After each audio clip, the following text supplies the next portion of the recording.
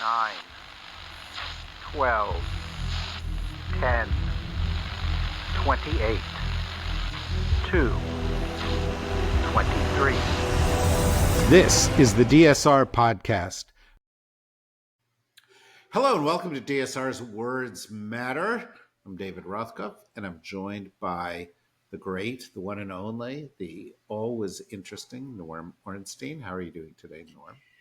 Well, it's been a pretty difficult week, David. But it's only Wednesday, Norm. I know, even after a whole series of difficult weeks. But you know, it's like you're watching a race, a 10,000 meter race, and they're loping along through the first number of laps, and then they pick up speed.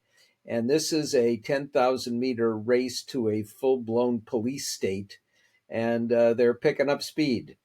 Well, look, you always take the gloomy view on these Yeah, things. it's true. Let me give you the upside, okay? Good. You won't have to do a podcast every week once they shut us down. That's Yeah. Once they make the kind of discussions that we have completely illegal in the United States, which they're trying to do.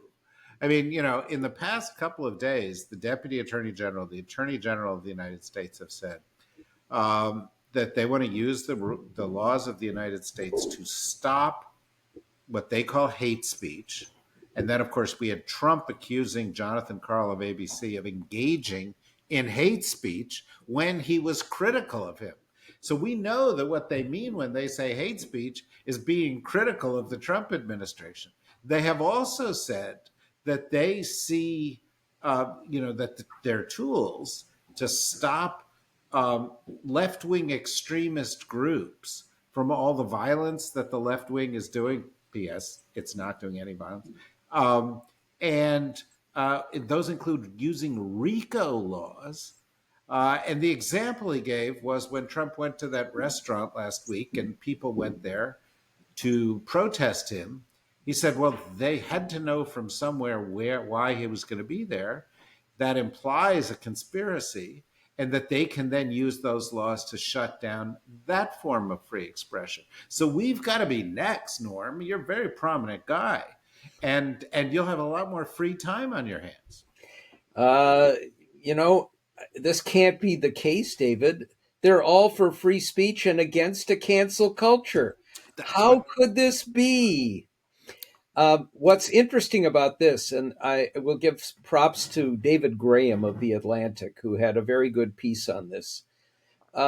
Nobody was more outspoken about protection of hate speech than Charlie Kirk, who said many times that free speech means that even hate speech, even especially hate speech, is protected, even if you don't like it. And of course, the fact is the First Amendment was always about not speech you like, but speech you don't like. Well, wait a minute, Norm. I think you've got this wrong. According to a lot of people, the editors of the Washington Post, for example, if you quote Charlie Kirk as saying something bad, you're engaging in hate speech, and therefore you need to be canceled. What's also interesting, of course, is all the pressure that they're putting on non-governmental institutions and state government institutions to fire anybody who said something critical of Charlie Kirk. And we've seen this with universities. Of course, the most obvious and glaring and painful examples we have, pointing out the difference here. One, of course, was Matthew Dowd being immediately and summarily fired by MSNBC by saying accurately that Charlie Kirk incited people and used terrible language. And when you create that kind of atmosphere, bad things happen. Then you have on Fox, of course, Brian Kilmeade saying kill the homeless through involuntary lethal injection. 3 days go by with nothing, or 2 days, before he issues a cover your ass apology, and not even a suspension of a day or a week, while Jesse Waters on Fox, and by the way, never call it Fox News. You can call it Fox in quotes news. Jesse Waters basically calling for a war. Nothing happens. The only way people get canned or punished at Fox is if they're caught red-handed with sexual assault or abuse or misconduct. So that's the world we live in. And what's become clear is that free speech on the right means they can say anything they want, but anybody who's not on the right can't. And we should also note, David, that Jonathan Karl did not even ask a terribly hostile question. He just asked about hate speech and whether that should be punished or violated or used in violation of the law. And that's what Trump reacted to. Anything critical of Trump by a journalist results in an attack and a threat, which is one reason why the White House press corps is completely toothless. Well, they're toothless because their bosses are toothless and spineless, because they capitulate every time they get threatened. Yeah. And you had in the past 48 hours the White House, Trump launching a $15 billion nonsense suit against the New York Times for writing stuff that they say meddled in the election, because they were critical sometimes of Trump, even though some of the people that they accused of being critical of Trump, like Peter Baker, are often accused of both sidesing things, right? But you can say from a legal perspective, well, they're going to lose the suit. But see, that's not what matters. That's not the way this game is No. played. If they go to a big corporation and say, we're going to sue you, the corporation calculates how much it's going to cost to defend themselves. And they say, well, we don't want to go and do that. And so it works. I really hope the New York Times, instead of calling for dismissal of this absolutely ridiculous suit and sanctions against the lawyers who brought it, say, bring it on, let's have discovery.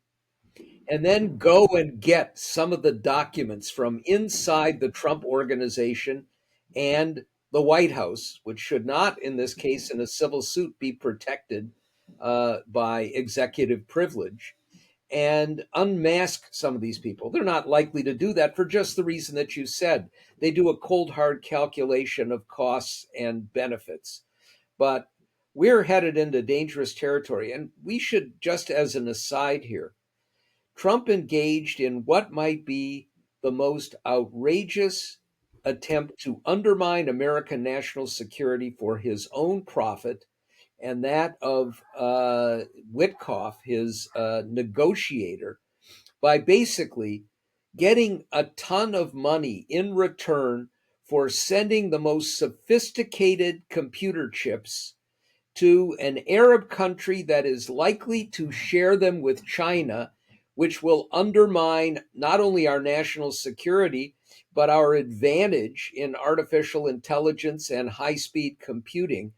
And this is precisely why the framers built in an emoluments clause against taking anything of value from a foreign government, knowing that the temptation would be there. And of course, we have, thanks to our Supreme Court and our courts more generally, no way of blocking or punishing that. And that's a story that was on the front page of the New York Times, to its great credit. Trump may sue over that story, but has been ignored by everybody else because, once again, they're flooding the zone. And so the worst things that this administration is doing, including another instance where they dropped charges against a miscreant because he donated a ton of money and then got Pam Bondi's brother to defend him.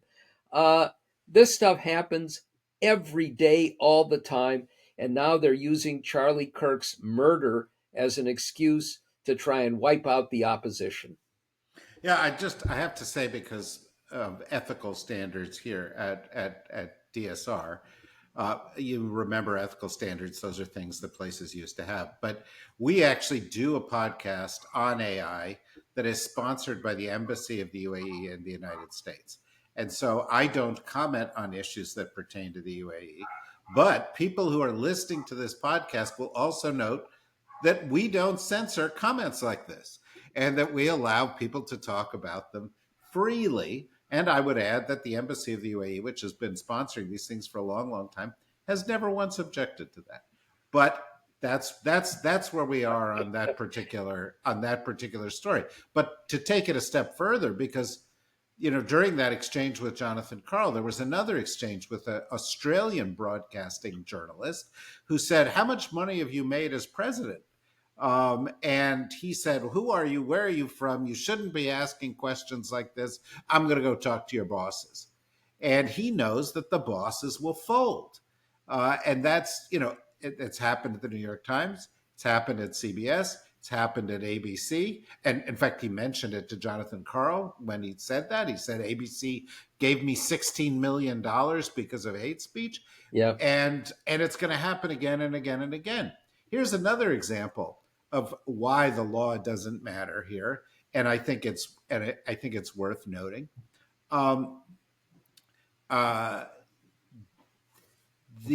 You may recall that the Congress, which you study, required, and by the way, I didn't agree with this decision, but they said that you can't operate TikTok in the United States unless it divests and so forth. Yeah.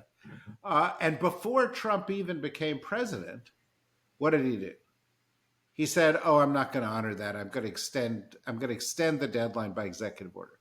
He had no power to do that. That's not legally binding. But he's done it again and again and again, and he did it again this week. Well, what's going to happen? Well, they're in the midst of working out a deal where the U.S. assets of TikTok get transferred over, and here you're going to be really shocked by this, to a bunch of Trump supporters. Larry Ellison, whose son is now the person who's behind the takeover of CBS and is now eyeballing Warner. We could end up at the end of the year with a handful of Trump billionaires controlling X, TikTok, CBS, ABC, CNN, HBO, et cetera, et cetera. And don't forget Meta and Facebook. Yeah, and Mark Zuckerberg is, he is out there, and there are all the things that go with Meta and Facebook, including Instagram, and so the entire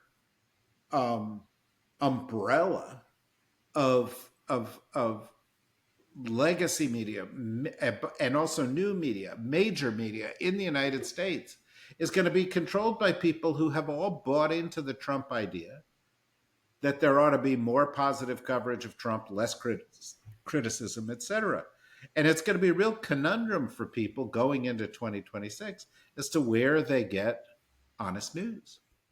So let me just reflect for a minute on the tech people and Mark Zuckerberg, since I brought his name up, actually. The tech billionaires met with Trump and tried to vie with his cabinet with lickspittle comments about how wonderful he was, coming from Tim Cook at Apple and all the others. And Mark Zuckerberg, sitting next to Trump, said, "And Mr. President, we are going to invest $600 billion in the United States by 2028. And then in a hot mic comment that he didn't expect to be heard by others, he said to Trump, "I didn't know what number you wanted me to say. Was that one the right one? Or was that one okay?"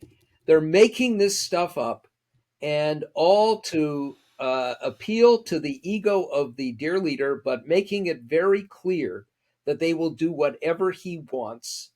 And Larry Ellison and his son are clearly, and they're probably going to succeed because Warner has a huge debt load, and they're going to make a cash offer that will probably be too much for John Malone and David Zaslav, who run Discovery, Warner Brothers, to be able to fend off or resist.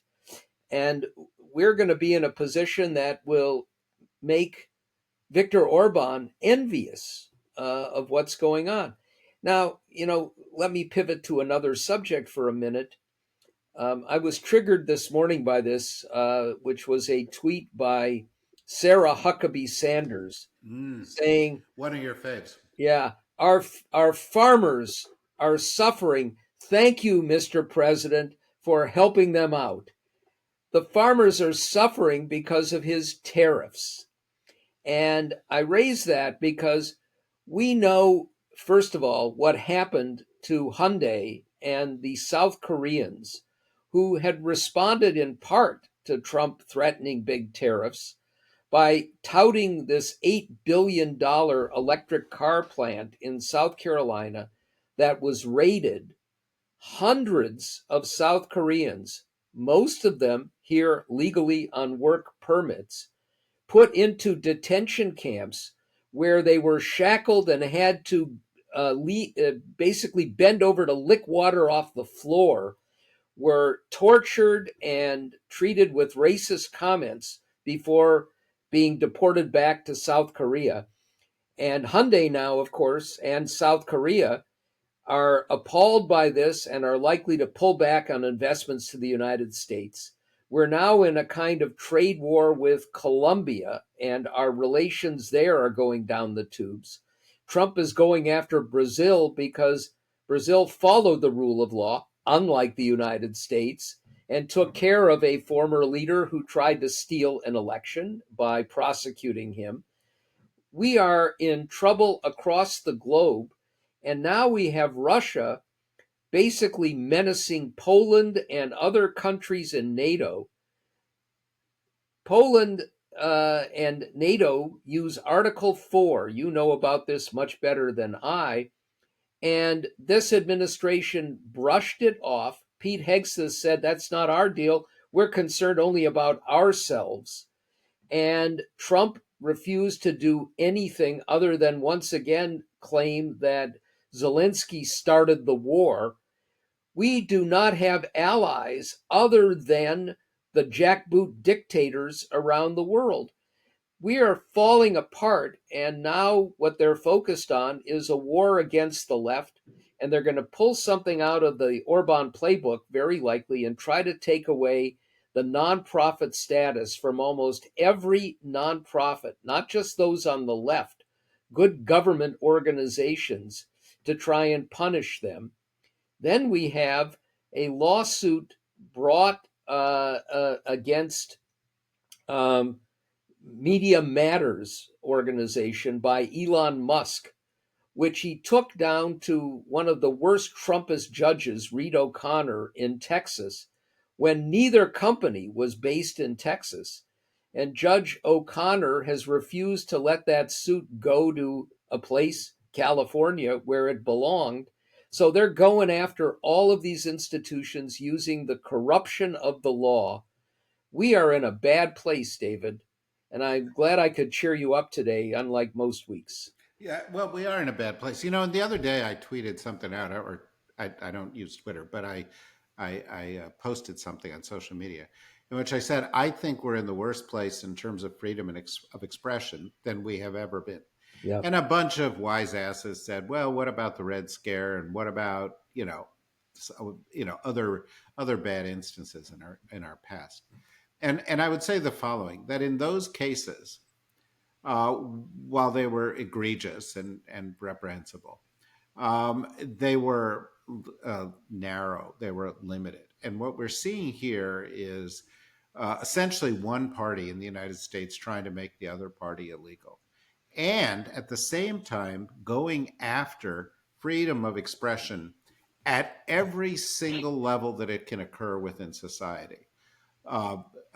Freedom of assembly, protests, universities, in corporations, in the media, in every form of the media, and casting the net extremely wide for a wide range of views. Essentially, the only criteria being either you support Trump or support people Trump supports, like, for example, Israel.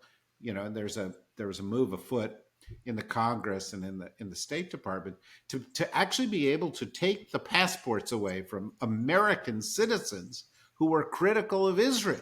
Yeah. And so the reason I think it's different, and I'd be interested, because you are a historian and have taught this stuff for a long time, is in terms of scope and in terms of degree. We've never seen this before, but maybe you think I'm wrong. No, you're right. And I would add another powerful reason for it. Back during the Red Scare, Eisenhower presidency, back even during the time when we had Nixon and Watergate, there were two things that were different. During the Red Scare, we had a Justice Department that operated the way Justice Departments traditionally have operated. And even if they were late to the game in dealing with some of the abuses of Joe McCarthy and Roy Cohn, of course, also being the mentor for Donald Trump, we had a legal process in place, judges who actually believed in their oath of office, a Justice Department that had divisions from the criminal division to the civil rights and the voting rights divisions to the public integrity section, staffed by people who had integrity. That's gone now. We have an entirely politicized and armed Justice Department, which is ignoring the law and the Constitution to go after Trump's enemies or adversaries. We also had, pivoting to Watergate, where John Mitchell looks like a saint compared to Pam Bondi. But we had a press corps from the New York Times and the Washington Post that stood firm on the Pentagon Papers first. But then the Washington Post, threatened directly by John Mitchell and the Nixon administration, that under Kay Graham and Ben Bradley stood firm and helped basically to allow justice to prevail. Now we have a Washington Post which summarily fired a columnist for accurately putting out quotes from Charlie Kirk. Whether you like the timing of it or not, this is clearly another effort by this new Washington Post, which does not have anything comparable to a Katharine Graham or a Ben Bradley in charge, purging itself of its most powerful progressive voices. And and she did it on her own. Yeah. She did it in private, and all and all that she did was she reported a fact. Yeah. And the fact, by the way, was Charlie Kirk saying that he didn't think black women had the intellectual capacity to be taken seriously, which was, a profoundly racist thing that should be called out in the midst of this discussion. But it raises a question, Norm, and I want to get to the question. This is the point, though, in the podcast where we say to those who are just listening for free, we really appreciate your listening, but we'd love you to support what we're doing here, because I think independent media is important. And if we're not making that case in this podcast, you're not paying attention. And so we wish you would become supporters, become members. It's only $6 a month. Go to the dsrnetwork.com, click on membership, and support what we're doing. But until you do, you're not going to be able to listen to the bonus part of the podcast. Which is the really good stuff. The good stuff. Good stuff. In fact, we talk about you guys behind your back. Yeah. So if in fact you're not a member yet, go become a member. If you are a member, stand by. So I have two things I want to cover in this sort of bonus section here. One of them is this. You've got your showbiz connections. I've got my showbiz connections. One of mine, a friend of mine, died this week, and that's Robert Redford. Yeah. And I remember once sitting at a dinner with Robert Redford in New York City with Bob Woodward, and Redford talking about how, he reached out to Woodward to do all the President's Men, and Woodward at first was like, "Oh, this can't really be Robert Redford," and he didn't believe it. And they went through this whole rigmarole because they didn't want people to know that they were talking, and it was this kind of secret meeting, and it ended up resulting in the production of this really important movie.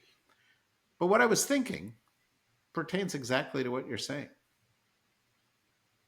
In the current situation, there is no Washington Post with editorial standards to do that. There would be no Pentagon Papers. These organizations are not the guardrails that they used to be. And that too, I mean, by the way, that was a goal of Roger Ailes back in the Nixon era. We have to have a right-wing establishment in the media so that we can, counteract the left-wing establishment. But they went further. They didn't just counteract it. They've eliminated a lot of it, or they've made these people cowering in the corner. There will be, there is no more All the President's Men. There is no more, Watergate expose coming from the Jeff Bezos Washington Post. So what we've seen is, first, the larger problem of so-called mainstream media not having business models anymore. That's particularly true of newspapers. And we were cheered for a while when we saw billionaires step in to take over major newspapers that have been foundering otherwise, thinking that at last we have those for whom, losses of $100 million a year or pocket change. For Jeff Bezos, it's like 3, 4, or 4 quarters lost in the cushions of the sofa. We had it with Sung in the LA Times. And what we've discovered is that instead of being a great backstop to protect independent journalism, it's a cancer on independent journalism. Either we're getting these people, now Larry Ellison's son David stepping in with the backing of his father, have so many other business interests, or start out being right-wing radical Trumpists, and they are using the power to distort the media, to turn it into lickspittles for the president, or at least to temper whatever good things are happening. I had an exchange with a prominent reporter at the Post when I was critical of it after the latest round of buyouts, saying, actually, we're still fighting. We have some great journalists. And I wrote back, well, as long as you have a Carol Leonig there, I'm going to cut you some slack. Days later, Carol Leonig left to move to television. And while there are still a few good reporters there, what's been clear is they've taken over the opinion section with horrible people running it. And there may be a token there, just like Fox has a very powerful and persuasive token, one liberal on their show with the 5, but nothing else. And we're going to be in big trouble as a consequence. And we simply do not have a backstop. Then you have the fact that Trump, with the connivance of his Republicans in Congress, defunding public media. So to whatever degree, and I've been plenty critical in the past of some of the both sides of focus of NPR, but when you take away the power of those organizations to report on what's going on, added to what we're seeing, in a way, the only one left, which is imperfect but still does some great stuff, is the New York Times. And of course, this lawsuit is an attempt to take away their power. And it wouldn't surprise me. Little noticed in the last several weeks is that Trump's handpicked commissioner of the Internal Revenue Service, Billy Long, who was a kind of a buffoon in some respects when he was a congressman from Louisiana, who called for the abolition of the IRS. But when the Doge people wanted to take all of this sensitive information in the tax records that has long been walled off from misuse and abuse, and he said, no, we can't do that, he was summarily fired. And we're going to have the IRS, again, a playbook from Viktor Orban, basically trying to use the tax system to go after any media that say anything negative about Trump. We are not in a place where we can rely on the Washington Post. And, you win the gold medal for name dropping. Robert Redford was a friend of mine. I'm very impressed. I've heard you do the same thing, but I'm not Yeah, gonna. well, I'm not gonna tell your stories, Norm. I know, but Redford is in a different category. He must have seen you as like a much younger brother. Oh my God. Okay, that's yes, much younger. Yeah, Okay, I'm not gonna counter name drop your name drops against my name drops. I want to talk about one other subject though, because you're the guy, and we need to talk about it. The Congress is coming up on another one of these ridiculous budget deadlines. The Congress doesn't do what it's supposed to do with budgets. It hasn't for a long time. The Republicans are trying to get a bunch of things through. The Democrats are trying theoretically to protect parts of um, the ACA, Obamacare, and uh, it looks like there could be a shutdown. The Republicans are going to blame it on the Democrats. The Democrats are going to say they're going to blame it on the Republicans. In the end, what's going to happen? My guess is they'll just go to another one of these short-term extensions. It'll be another continuing resolution. They're talking about a 7-week one. But the Democrats, then have a question: do they support that? There's a lot of concern that what the Democrats are doing is using this a big amount of leverage they've got for small stuff. Here is Trump ignoring what the Congress does on the budget, ignoring yep. the role of the Congress. There are big issues to stand up for.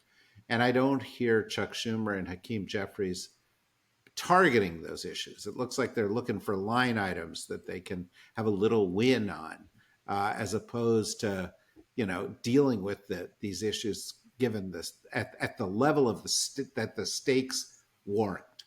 And I'm wondering what you're thinking. So I wrote a couple of pieces back in March when the first spending deadline came up, saying, don't go along with this. Shut down the government and try to make the case that we're not in normal times. And I got very vigorous pushback from my friends, Democrats in the Senate, lots of them. I just wrote another piece saying you got to stand firm this time. And I got feedback from a few of the same ones saying this is not March.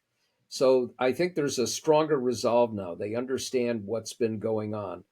But the caveat to this is what Democrats should have been doing since Labor Day, at least, what they need to be doing now every single day is having a powerful, unified, overwhelming message explaining why, if the government gets shut down, it's because Republicans are eviscerating key programs, refusing to cooperate at all with Democrats, and once again pulling a bait and switch where any deal that emerged that was bipartisan would be obliterated by Trump refusing to spend the money and Senate Republicans going along.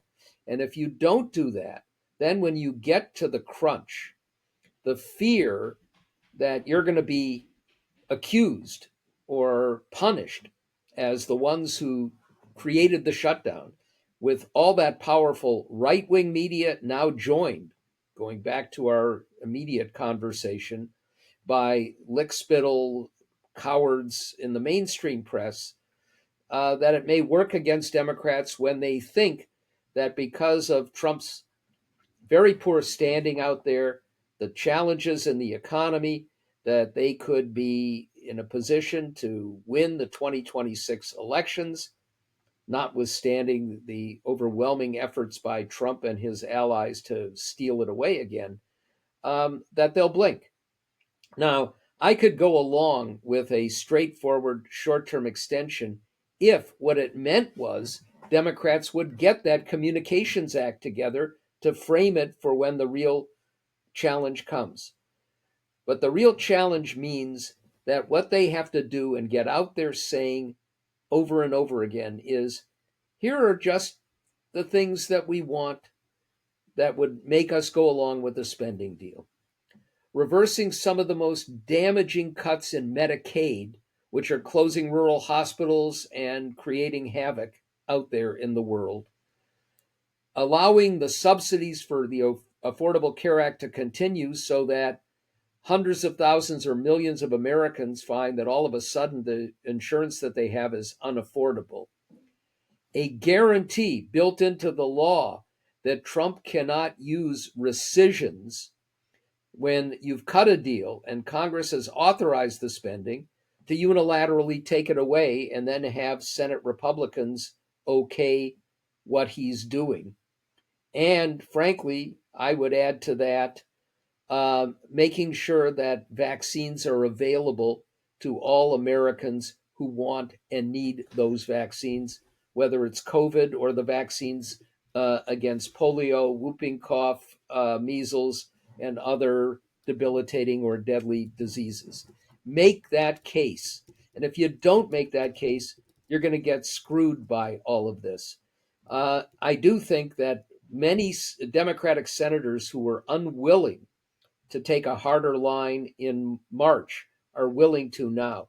Whether Chuck Schumer and Hakeem Jeffries are up to that task, I just don't know. I'm not as sanguine, certainly, about Schumer. Jeffries, I think, is going to get all the House Democrats to go along with, voting against any of the bad things that Mike Johnson and the Republicans are going to do. They're only a couple of votes short, and we're going to have one other Democrat, the successor to Raul Grijalva, coming in, his daughter, very soon. We've got another special election that we're waiting to see that will, make it harder for Republicans if they have a few people away. But, it's easy for Democrats in the minority in the House to just all unite against this horror story. It's getting the Democrats in the Senate to have a spine, and I wish I could be confident in the leader providing that spine. Well, it's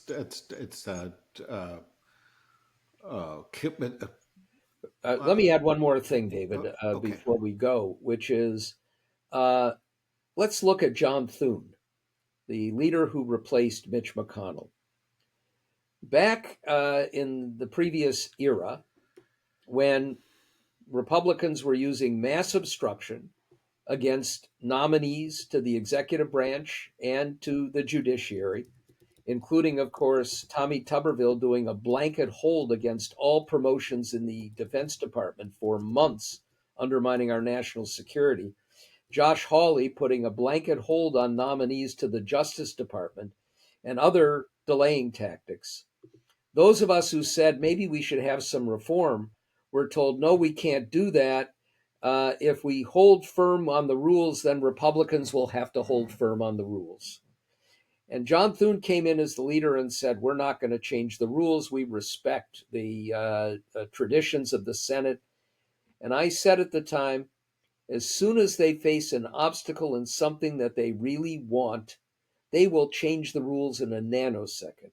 And of course, that's just what happened. Democrats doing with Republican nominees, horrible ones that Trump has put forward for the executive branch, just by using the way the rules were available to draw out and take time on those individual nominees, now have moved to en-bloc nominations for up to 100 at a time. And they're jamming through people who do not belong in positions of influence. And that's a reason why Democrats can't take any word from John Thune or other Republicans in the Senate. Go along with this. Don't worry, we won't let him do those rescissions. The Republicans no longer have any credibility in terms of the thing that was the biggest element of currency in an institution like the Senate. Your word is your bond means nothing anymore. Yeah, no, but we're not in Kansas anymore, and this is a really, really difficult time, as we said at the beginning, and it's likely to get worse and get worse fast. And so we'll be covering it.